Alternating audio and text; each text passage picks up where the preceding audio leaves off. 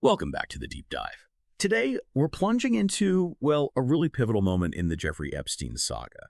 It's one that essentially allowed him to dodge serious consequences for, over a decade. This is part 4 of our series, and we're focusing right in on that infamous 2007 Non-Prosecution Agreement, the NPA.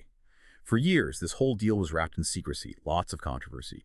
So our mission today is to really pull back the curtain. We want to get into who exactly negotiated it, what were the frankly incredibly lenient terms, how were victims just shockingly left out, and what did the Office of Professional Responsibility, the OPR, find later about the prosecutors. And ultimately, we're going to connect this deal, this specific agreement, directly to how Epstein stayed free right up until his 2019 arrest. That's exactly right. And what's so, well, fascinating isn't quite the word, maybe deeply concerning, is how you have a case with multiple victims, clear federal charges apparently ready to go, and it somehow ends up with this strikingly lenient outcome. So yeah, we'll trace those key decisions, the communications back and forth that shaped this agreement, and really highlight the complexity, but also the profound impact it had, especially on the victims. Okay, let's set the scene then, because before this deal, there was actually a pretty solid federal investigation going on, right? Oh, absolutely. It really started back in 2005. The Palm Beach Police Department, the PBPD, they got a complaint from parents of a 14-year-old girl about Epstein. And the PBPD, they dug in and eventually identified something like 20 girls, aged 14 to 17, who'd been abused. So local police kicked it off. How did the feds get involved? Well, in 2006, the PBPD actually asked the FBI for help. So the FBI opened its own investigation. And they found evidence that Epstein and his assistants were using interstate commerce, phone lines, travel across state lines, basically, to set up these illegal sexual activities with minors. That's the federal hook. They identified specific victims, Jane Doe 1 and Jane Doe 2. Jane Doe 1, she actually gave the FBI some really crucial information around August 7th, 2007. Okay, so the FBI is involved. They have victims cooperating. What kind of case were they actually building at this point? Was it looking strong? It seems like it was. By May 2007, the U.S. Attorney's Office down there, Southern District of Florida, the USAO, they'd already drafted, get this, an 82-page prosecution memo and a 53-page indictment. Wow, 53 pages. Yeah, outlining numerous federal sex offenses by Epstein. So, I mean, that suggests they felt they had a pretty substantial case. A very solid case, it sounds like. And they were talking to victims, informing them of their rights.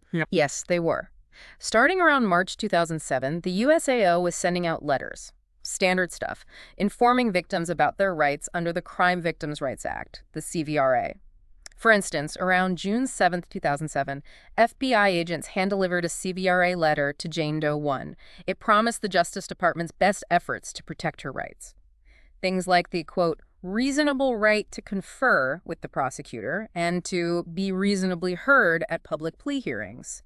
The letter also specifically said her case was under investigation. Okay, so she's getting assurances, believes the feds are pursuing it. Right, it led her to believe the government would protect her rights, keep her in the loop. And here's where it just takes this really sharp, concerning turn. Because even with this strong federal investigation seemingly underway, discussions started between the USAO and Epstein's lawyers back in January 2007, talking about a, quote, global solution. Yeah, that global solution turned out to be the Non-Prosecution Agreement, the NPA. It was signed September 24th, 2007.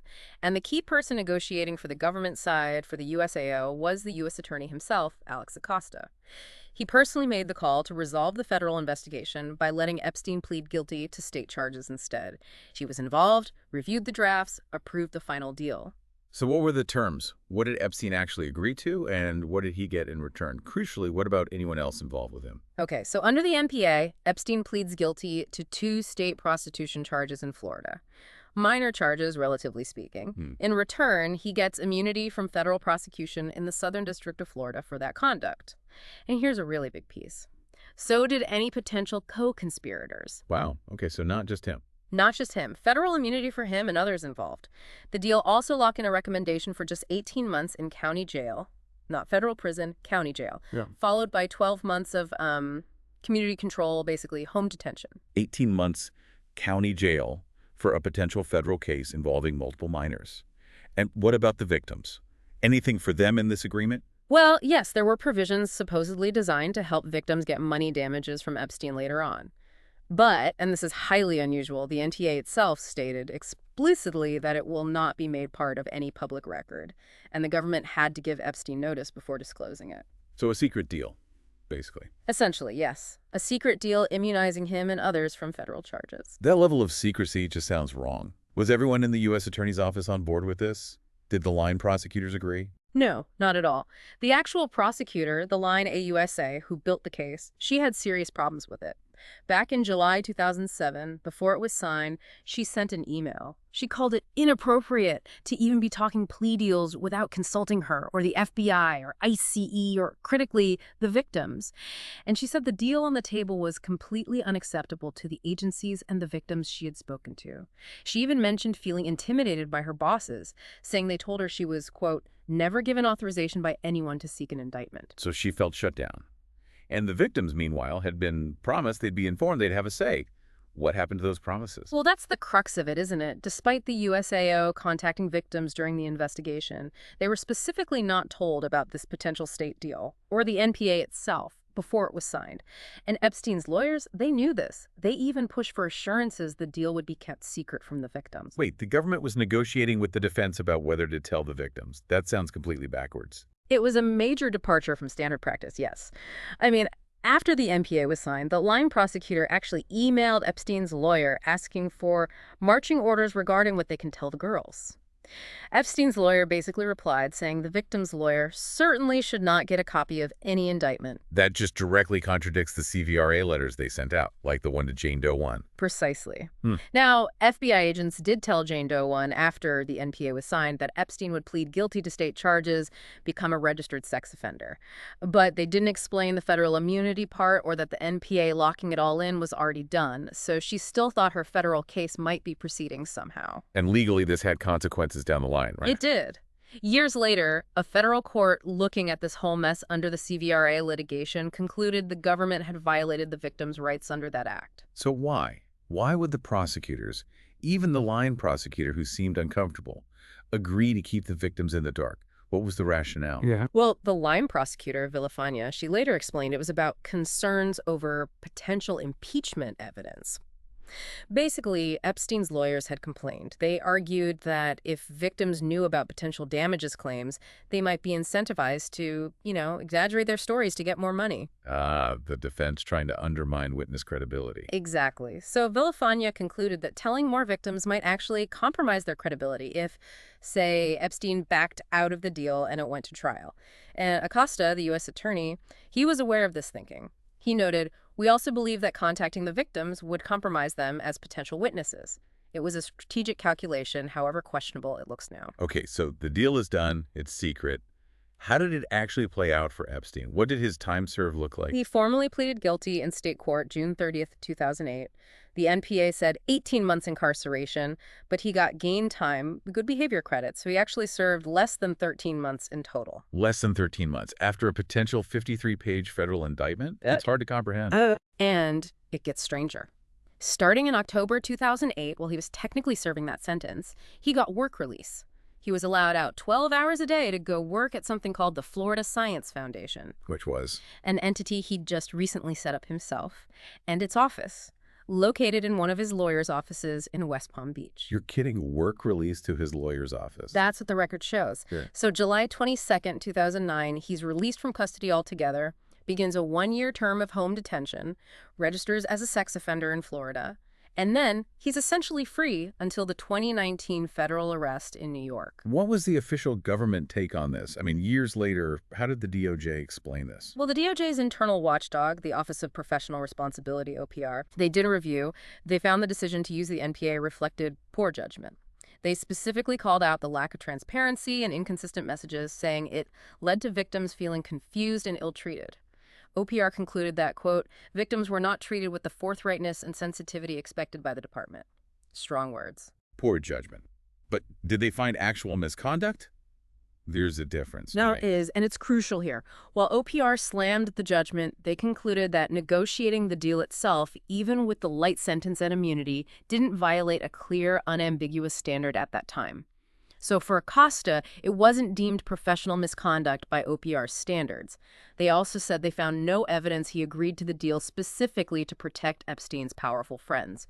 However, they did fault Acosta for approving that immunity provision without adequate consideration of the potential ramifications. So a serious criticism of his decision-making, but stopping short of formal misconduct. Okay, so a nuanced finding from OPR. How did Acosta himself defend his actions when this all blew up publicly? Right. Well, after the Miami Herald really brought this back into the spotlight in late 2018, the pressure ramped up. Media, Congress asking questions. Acosta, who by then was Labor Secretary, held a press conference July 10, 2019. He defended the deal. He claimed the state prosecutors in Palm Beach were ready to let Epstein walk free, no jail time at all.